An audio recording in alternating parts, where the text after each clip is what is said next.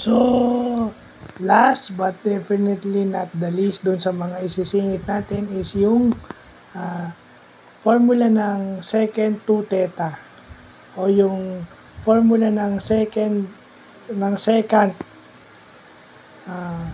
theta. So, maraming forms yan. Pag given yung sine and cosine, given yung cosine lang, given yung sine, at merong pinakauli, second 2 theta in terms of tangent. Second 2 theta in terms of tangent. So, pag tangent ang given, pwede mo pa rin palang kunin yung second 2 theta. So, hindi ko na tinignan, but definitely, ako ay umaasa na tama yung mga tinignan ko sa internet. No? Ito na lang siya, bali, complex fraction siya actually.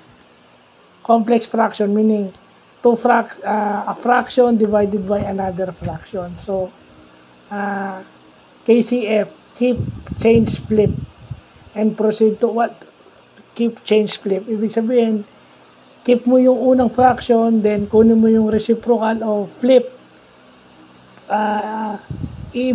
Pagpapalitan mo ng number yung then proceed to multiplication. Then kung pareho sila ng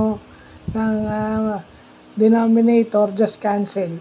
Kung ano yung matitira, yun yung sagot. Kung may common denominator sila, simplified, pero kung wala, yan na. So, yan lang yung natin ngayon.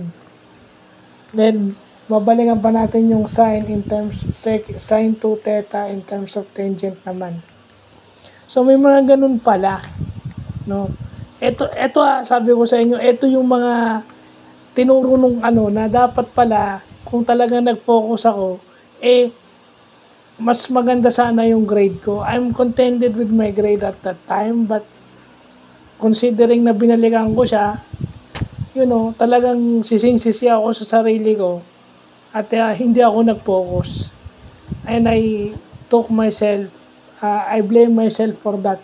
Walang ibang may kasalanan kundi ako. Hindi ko alam kasi ba't pikon ako, dapat pala nag-aral na lang ako maigi. Kasi, ako rin naman na makikinabang nun Kung focus ako sa pag-aaral ko, less stress. Mas matututo ako mag-handle ng issues when I do math. Kasi, tutuusin, mas may benefit pang ma-challenge ako sa math. Dito sa mga ganito, ma-challenge ako sa Trigo, kaysa ma-challenge ako sa kanila. Kaya dapat pala hindi ko sila binibigyan ng rent sa utak ko dati. Yeah, so yun. Second 2 theta, bukas naman, sine 2 theta in terms of tangent.